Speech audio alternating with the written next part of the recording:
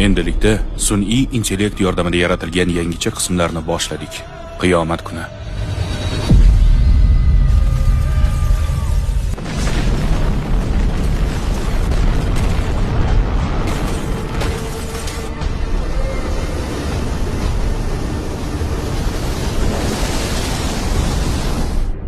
Qabr hayoti. Meni bu yerdan chiqaring. Man robbuka. Robbing kim? Meni bu yerdan chiqaring. Dunyoning tugashi, qiyomat kuni, jannat va jahannam. Birin-ketin o'limdan keyingi hayotni ko'rib chiqamiz. Xuddi o'zimiz yashayotgandek. Insonni joni olinayotganda nimalar yuz beradi? Qabrda nimalarga duch kelamiz? Dunyo tugagan kunda nimalar yuz beradi? Yoki qayta tirilib, mahshar maydonida yig'ilishimiz qanday bo'ladi? Jannat va do'zaxda insonlarni nima kutmoqda? O'limdan keyingi boqiy hayot haqidagi savollaringizning javobi mana shu qismlarda. Tayyor bo'lsangiz, boshlaymiz.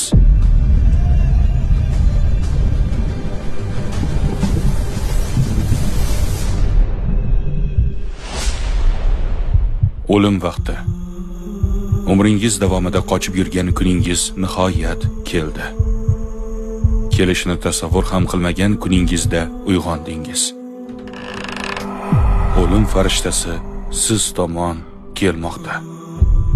Hamma yoq qorong'u, quyosh chiqishidan biroz avvalgi vaqt. Ko'ksingizdagi og'riqqa chidab bo'lmaydi. Tanangiz qimirlay olmaydi. Ongingiz esa tartibsiz. Bolaligingiz, o'smirlik paytlaringiz, hozirgi holatingiz ham bir soniyada ko'z o'ngingizdan o'tmoqda. Nafas olishga qiynalyapsiz. Lablaringiz qurib ketyapti.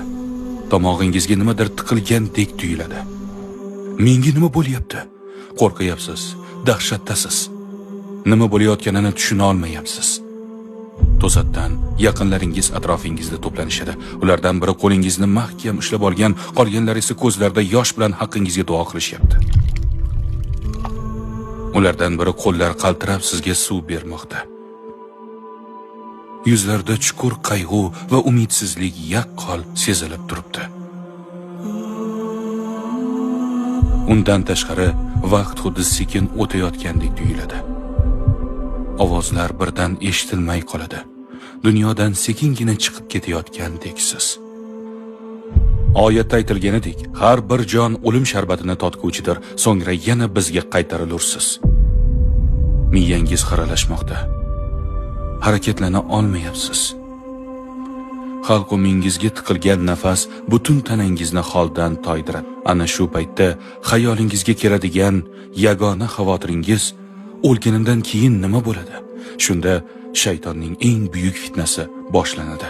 Bu holatning nomi sakaratul maut, ya'ni o'lim soati deyiladi. Iymoningizga suyanib tura olasizmi? Uni saqlab qola olasiz yoki so'nggi soatlarida iymonlardan ayrilganlardan bo'lib qolasizmi? Muskullaringiz kuchdan qolmoqda. Qo'llaringiz, badaningiz va oyoqlaringiz muzlab qolmoqda. Tanangizning rangi yo'qolib, oqarib bormoqda. Ana shu paytda shayton oldingizga keladi. Payg'ambar alayhissalom quyidagi duoni o'qir edilar. Ey Allohim, sendan o'lim soati paytida shaytonning hiylasiga aldanib qolishdan panoh tilayman. Ana shu paytda shaytonning eng katta orzusi sizni qabrga iymonsiz holda kirishingizdir. Shu sabab u eng oxirgi makrini oxirgi lahzalarga asrab qo'ygan. Ehtimol sizni boshqa dinga ham boshlaydi yoki Allohga qarshi bo'lgan biror nimani aytishga majbur qilishi mumkin. Qulog'ingizga asta: qarindoshlaring tuzalishi uchun shuncha payt duo qilishdi, lekin o'zingga qara, ahvoling faqat yomonlashyapti. Qani Allohing, u seni eshityapti deb o'ylaysanmi? Yepchimlik. Bu holat ko'pchilikning boshidan o'tgan. Hammasi har xil. Endi navbat sizga yetdi. O'zingiz o'ylang, hatto payg'ambar ham Allohdan bu holatdan panoh so'ragan. Shuni o'zi yetarli emasmi?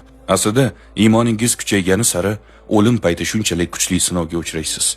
Qanday yashagan bo'lsangiz shunday bo'lasiz. Hayotingiz davomida qalbingizni nima bilan to'ldirgan bo'lsangiz, o'lim soatida ham tillaringiz shu narsani so'zlaydi. Go'yo dunyo hayotiga aldanib qolibman. Qalbini dunyo istaklari bilan to'ldirganlar o'lim soatlarida ana shu narsalarni so'zlaydilar. Pullarim, mol-mulkim, shon-shuhratim. Ammo qalbida Allohning muhabbati bilan yashagan mo'min banda o'lim payti Robbisini eslaydi, zikr qiladi. Ya Rob, ya Latif, ya Rahman, ya Alloh.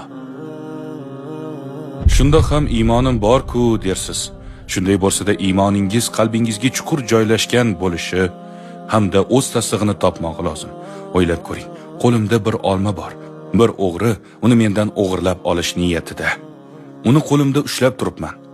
Qo'limdan kelgancha himoya qilishga urinsam-da u olmani osonlikcha olishi mumkin. Agar uni yeb qo'ysam va u hazm bo'lsa, ana shunda o'g'ri uni mendan olib qo'ya olmaydi. Demak, iymonning haqiqatini qo'lingizda ushlab turmasdan qalbingizga va ongingizga chuqur singdira olsangiz, Allohning irodasi bilan o'lim paytida shayton uni sizdan tortib ola olmaydi.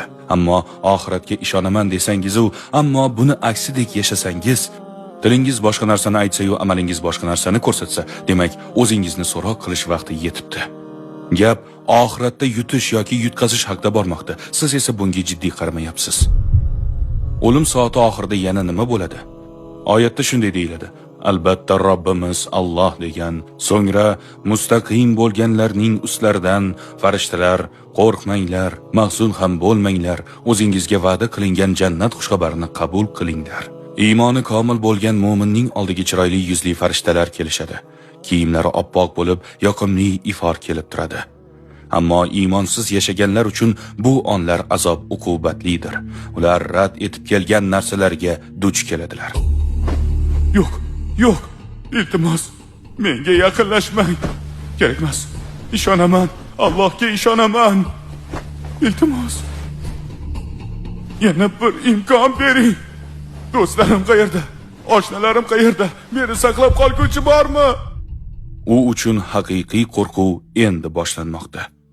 Ana endi o'limdan so'ng nima bo'lishini gaplashsak, o'lim so'nggi manzil emas, undan keyin nima bor? O'lim bu bir holatdan ikkinchi holatga o'tishdir. Misoli bir xonadan ikkinchisiga o'tishdek gap. Ya'ni o'zgacha olamning boshlanishi. Har qish kelganda yer yuzini jonsizlantiruvchi Alloh yoz bo'lgach unga jon beradi. Shuningdek, insonlarni ham jonini olib, qiyomat kunida ularni qayta tiriltiradi.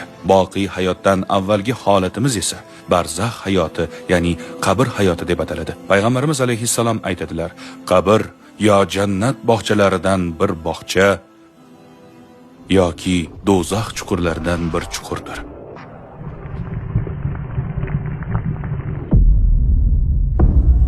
Ha, siz vafot etdingiz. Jonsiz tanangiz g'usl uchun olib kirildi. U yuvishlarni kutib sovuq o'rin ustida yotibdi. Kafaningiz ham, tobutingiz ham allaqachon tayyor. Tashqarida esa oilangiz kutmoqda.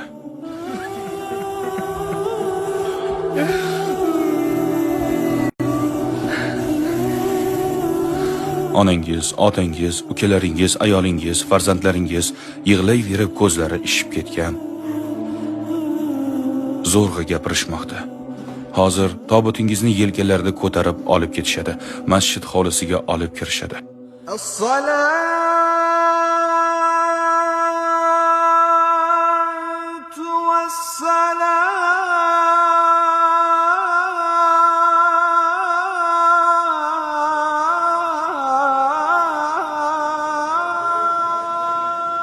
Chuqur qayg'u bilan bugun birodarimiz Ahmed Miyotning o'limini ma'lum qilamiz. Uning janozasi bugun mahalliy masjidda peshin namozidan so'ng o'tkaziladi. Bu xabar mayitning barcha qarindoshlariga yetkaziladi. Do'stlari, qo'shnilari, Alloh unga o'zi rahim qilsin. Hayotingiz davomida janoza namozi uchun eshitib yurgan gaplaringiz endi siz haqingizda aytilmoqda. Xabarni eshitganlar yuraklari larzaga tushib, u o'ldimi deyishadi. Biroz muzlab qolib, yana o'z ishlarini qilishadi. Odamlar janoza namozi uchun saf tortib turishdi.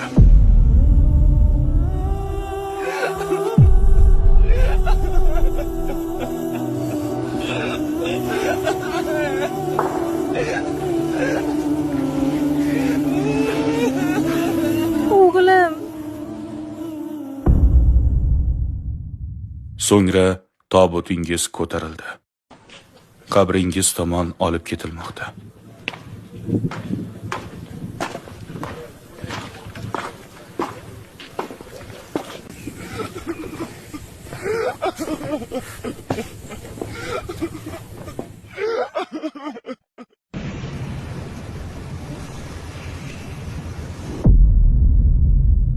ham tayyorlab qo'yilgan, ochiq turibdi. Bu yangi uyingiz, u sizni kutmoqda. Yaqinlaringizdan biri qabringizga tushadi. Yuzingizni qibla tomon qaratib, jasadingizni asta-sekin qabrga yotqizadi. Keyin u qabrdan chiqib, ustiga yog'och taxtalarni joylay boshlaydi. So'ngra o'z qo'llari bilan yuzingizga tuproq torta boshlaydi. Ruhingiz bularning barini ko'rib turadi. Hammasini ko'radi. Jasad yuvilishini ham ko'radi. Janoza namozini ham kuzatadi. Tobutingiz qabristonga olib borilishini ham ko'radi. Qabrga kelgan odamlarni ko'radi, barchasini gaplarini eshitadi. Odamlar qabristondan keta boshlaganlarida ruh ularning qadam tovushlarini eshitib turadi. Payg'ambar alayhissalom aytadilar: vafot etgan inson bilan qabriga 3 narsa boradi. Oilasi, mol dunyosi, amallari. Oilasi va mol dunyosi qabrdan qaytib keladi, ammo amallari u bilan qoladi. Kishi solih bo'lsa, u dafn marosimini ko'pga cho'zilishini xohlamaydi. Qabrdagi yoqimli hayotiga imkon qadar tezroq yetib borishni istaydi. Ammo u nosolih bo'lsa, dafn marosimining cho'zilishini istaydi. Siz bilan do'stlashganlarning do'stligi qabrga ko'milguningizcha. Endi yolg'izsiz. Ana endi barzax hayoti boshlanmoqda.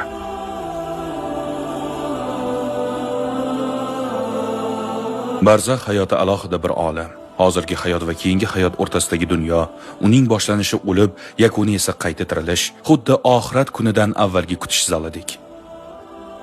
Garchi inson suvga cho'kib yo'q bo'lib ketsa ham, yoki kul bo'lib kulini shamol uchirib ketsa ham, ruh qanday yaratilgan bo'lsa, shundayligicha qoladi. Allohning ilmidan hech kim chetda qolmas, hammaga o'ziga yarasha muomala qilinadi. Ushbu bosqich payg'ambar alayhissalomning quyidagi hadisida keltiriladi. Mo'min kishi dunyoni tark etib, keyingi hayotiga o'tar ekan, quyoshdek yorqin yuzli farishtalar qo'llarida jannatning kafani hamda jannatning xushbo'ylari bilan uning huzuriga kelishadi. Hamda uning ko'zi yetgan masofaga borib o'tirishadi. So'ngra bosh tomoniga o'lim farishtasi kelib shunday deydi: "Ey solih ruh, Robbingning marhamati va rahmati bilan chiq." Shunda ruh osonlik bilan chiqadi va uni ko'radi. Ana shunda boshqa farishtalar darhol ruhni o'lim farishtasining qo'lida bir lahza ham qoldirmay olishadi. So'ngra uni kafan bilan o'rab xushbo'y sepishadi. Ana shu vaqt yer yuzida tengi yo'q bo'lgan eng muattar mushk hidi taraladi. So'ngra ruhni osmonga olib chiqishadi. Yo'lda uchragan farishtalar bu solih ruh kimniki deyishadi. Ruhni olib ketayotgan farishtalar ruhni hayotida chaqirilgan eng yaxshi nomlar bilan maqtaydilar. Osmonga chiqqanlarida esa barcha darvozalar ochiladi. Farishtalar 7-osmongacha o'tib borishar ekan, boshqa farishtalar unga salom berishadi. So'ngra Alloh: "Bu bandamning kitobini illiyunga, ya'ni solihlar bilan yozib qo'ying va uni yerga qaytaring. Insonni tuproqdan yaratdik, uni yana tuproqqa qaytarurmiz. So'ngra ularni yana yerdan qayta chiqarurmiz." Keyin ruh qabriga, ya'ni barzax hayotiga qaytariladi va u yerda Munkar va Nakir nomli 2 farishta so'roq savol uchun kelishadi. Man robbuka? Robbing kim? Robbim Alloh, unga hayotim davomida ibodat qildim. Dining nima? Dinim islom. Sizlarga jo'natilgan kishi kim edi? U Allohning elchisi Muhammad alayhissalomdir. Iymonli kishi savollarga mana shunday qilib to'g'ri javob beradi. Mo'minning hayotida qilgan ibodatlari hamda qilgan barcha solih amallari uni oldiga kelishadi. Munkar va Nakir so'roq savol uchun kelishganda, nurdan yaratilgan bir maxluqot kelib uning bosh tomoniga turib oladi. Bu uning hayoti davomida qilgan barcha ibodatlaridir. So'ngra boshqa amallari ham himoya uchun kelishadi. Tutgan ro'zalari o'ng tomonida, zakoti esa chap tomonida turadi. Qolgan solih amallari esa oyoq tomoniga turib olishadi. Hammasi ruhni himoya qilish uchun uni o'rab olishadi. Qabr ruhni siqib qo'yib, unga ozor berishidan saqlab turishadi. Mo'min barcha savollarga to'g'ri javob berib bo'lgach, jannatdan bir tuynuk ochib qo'yiladi. Alloh uning qabrini ko'zi ko'rar masofada kengaytirib qo'yishini buyuradi. So'ngra jannatdan bir o'rin tayyorlanadi. Qabrning bir tomonidan tuynuk ochiladi. Tuynuk orqali unga jannatdagi boqiy hayotidan lavhalar ko'rsatiladi. Mo'min qalbiga sakinat kiradi. Jannat manzaralarini qiyomat kunigacha tomosha qilib yotadi. Ammo buning boshqa tomoni ham bor. Iymonsiz o'tganlarni kutib turuvchi azob uqubatlar. Bu hayoti gunohlar bilan to'lganlar uchundir. Meni bu yerdan chiqaring. Man robbuka. Robbing kim? Chiqaring meni bu yerdan. Dining nima? Sizlarga yuborilgan kishi kim edi? Qabrda bunday savollarga miya emas, qalb javob beradi. Insonning javoblari uning Alloh nazdidagi maqomiga ko'ra bo'ladi. Agar u Allohni va uning payg'ambarlarini rad etgan bo'lsa, u savollarga javob bera olmaydi. Hatto u musulmon bo'la turib hayoti davomida gunoh bilan yashagan bo'lsa, javob berayotganida tili o'ziga bo'ysunmay qoladi. Ba'zilar uchun bu holat farishtalar bilan oddiy bir suhbatdek o'tadi, ammo boshqalar uchun esa so'roq-savol jarayoni og'riqli kechadi. Jahannam eshiklari ochiladi hamda undagi dahshatli holatlar ko'rsatiladi. Qabrning mashaqqatlaridan azob chekishni boshlaydi.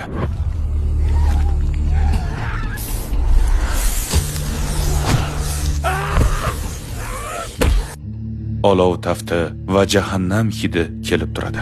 Qabri torayib, uni siqa boshlaydi. Shunda qora yuzli bir odam paydo bo'lib, uning qarshisiga keladi va shunday deydi: Mana shu senga va'da qilingan kundir. Ruh undan qo'rqib so'raydi: "Sen kimsan?" Men sening yomon amallaringman. Olgan sudxo'rliging, qilgan g'iybating, harom narsalarga tashlagan nazaringman. Nega qo'rqyapsan? Axir meni hayoting davomida yaxshi ko'rar eding-ku. Mana bugun men sening qarshingda turibman. Shu payt ruh: "Ey Robbim, qiyomatni qoyim qilmagin" deb duo qiladi. Zayd ibn Sobit aytadi: Rasululloh sallallohu alayhi va sallam bilan Banu Najjor qabilasiga tegishli bog'ga bordik. Hayvonlarni minib olgan edilar. Birdan hayvon qo'rqib ketdi va Rasulullohni yiqitishiga sal qoldi. Qarasak, yaqin joyda bir necha qabr bor ekan. Rasululloh sallallohu alayhi va sallam bu yerda dafn qilingan odamlar qabrda azob chekmoqda. Agar o'lganlarni ko'may qo'yishingizdan qo'rqmaganimda, qabrdagi azob uqubatni xuddi men eshitganimdek sizlarga ham eshittirishlarini so'rar edim dedilar. Keyin yuzlarini biz tomonga burib, qabr azobidan Allohdan panoh so'ranglar dedilar. Mana u yangi uyingiz. Yer ustida hammasi yorug' va rangli edi.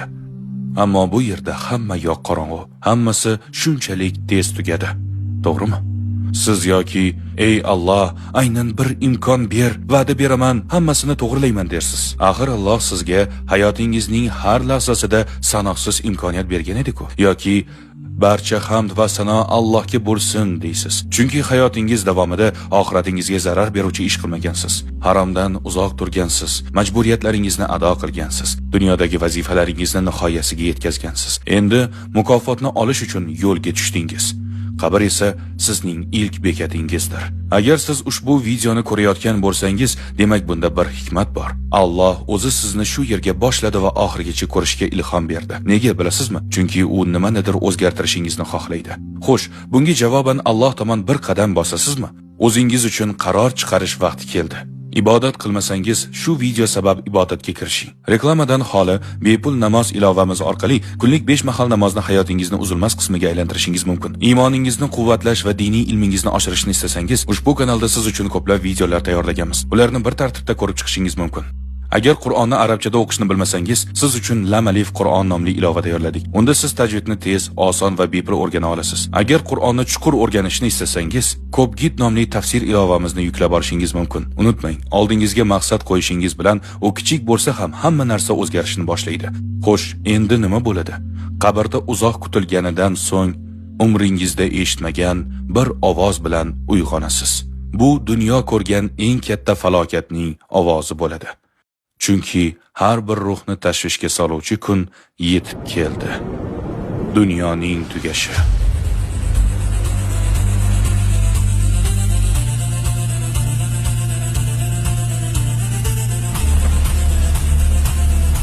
Keyingi qismda dunyoning